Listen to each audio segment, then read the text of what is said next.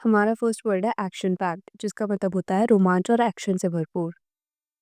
यानी अगर कोई चीज़ एक्शन पैक्ड है तो उसका मतलब होता है कि वो चीज़ एक्शन से भरी हुई है, रोमांच से भरी हुई है और जोश से भरी हुई है। इसे हम जनरली यूज़ करते हैं मूवीज़ के लिए, शोज़ के लिए, गेम्स के लिए या किसी तरह का इवेंट हो गया जहाँ पे बहुत एक्साइटमेंट है, फाइट सीन्स हैं, चेज़ है, ड्रामा है या थ्रिल होता है।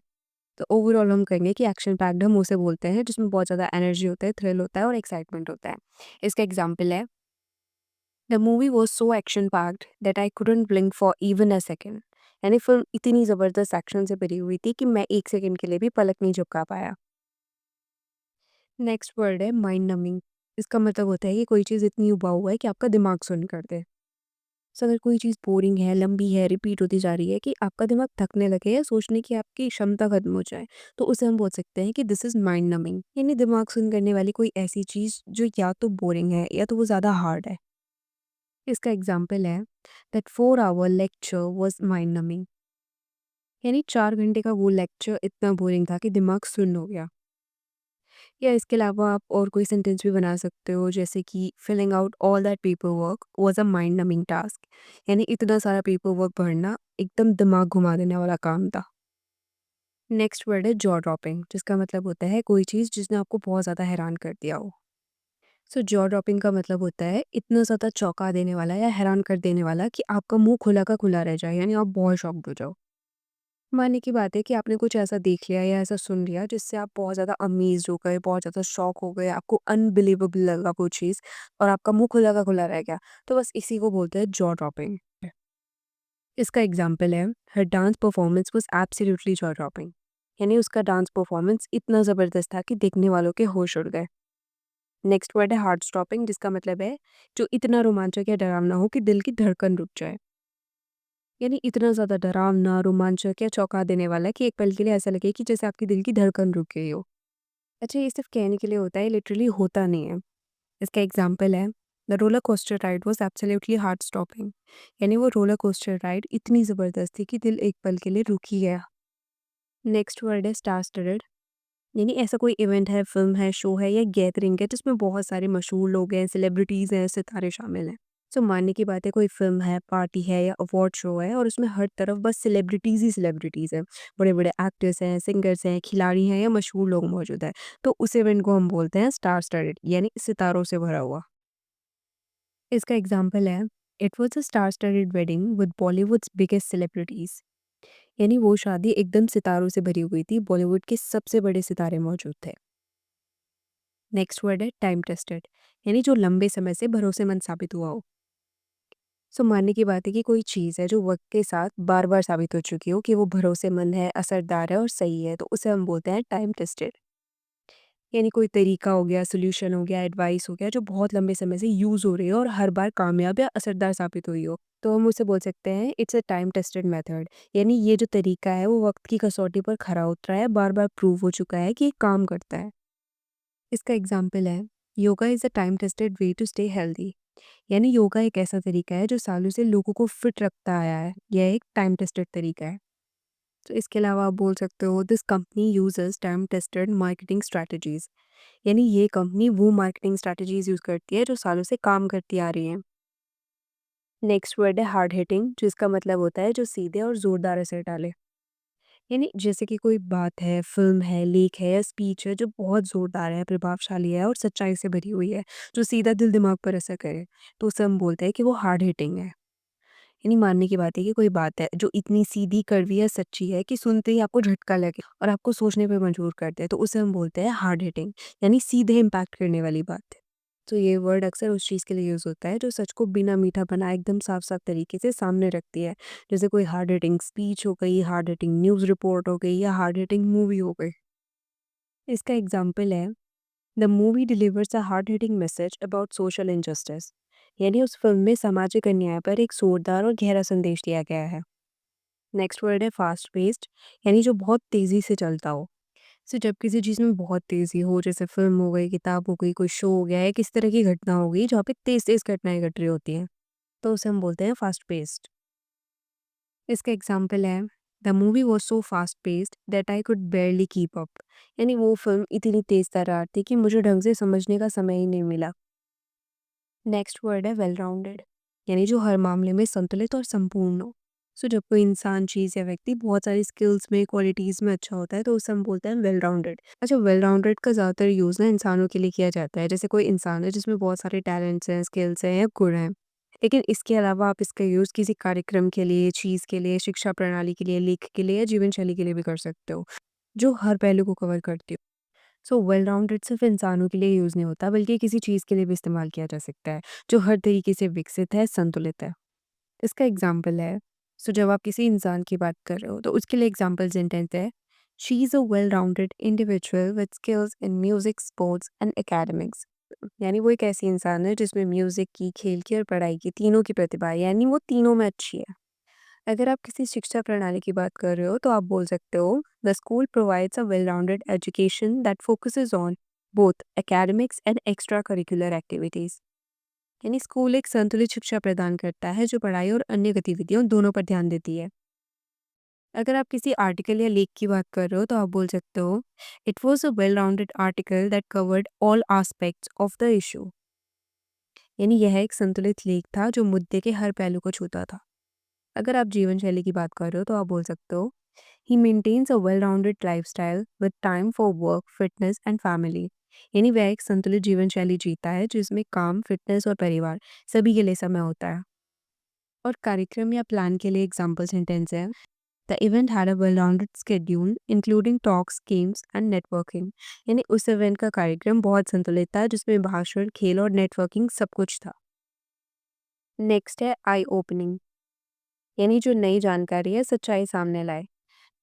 यानी जो कुछ ऐसा हो जो किसी को नई जानकारी, विचार या सच का एहसास कराए, जिससे उनकी सोच में बदलाव आए। यानी कोई चीज़, घटना या अनुभव जो किसी को हैरान कर दे और उनकी आंखें खोल दे, तो उसे हम बोलते हैं आई ओपनिंग।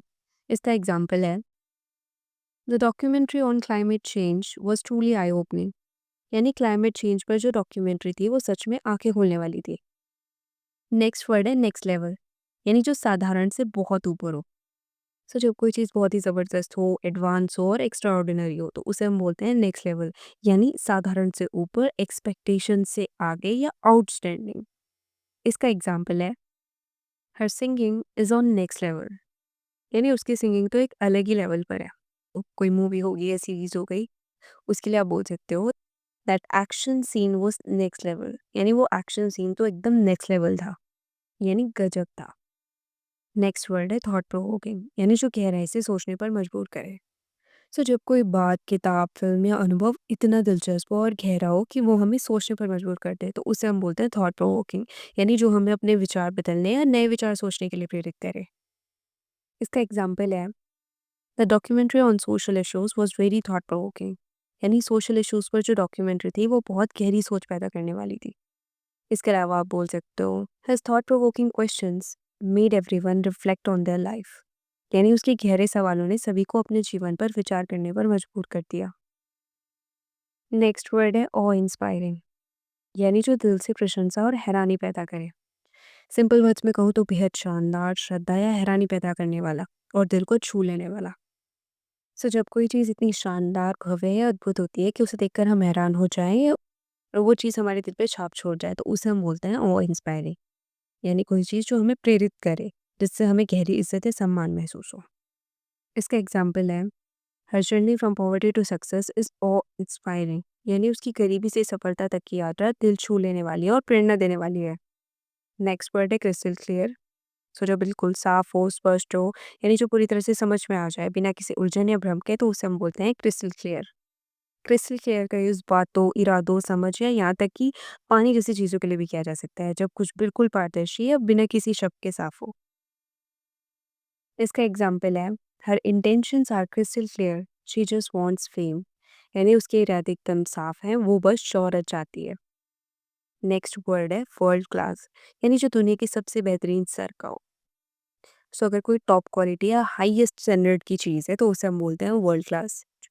यानी जब किसी चीज़, व्यक्ति या सेवा का स्तर बहुत ही उच्च गुणवत्ता का हो और उसे हम दुनिया के सबसे बेहतरीन में मानते हो, तो उसे हम बोलते हैं वर्ल्ड क्लास।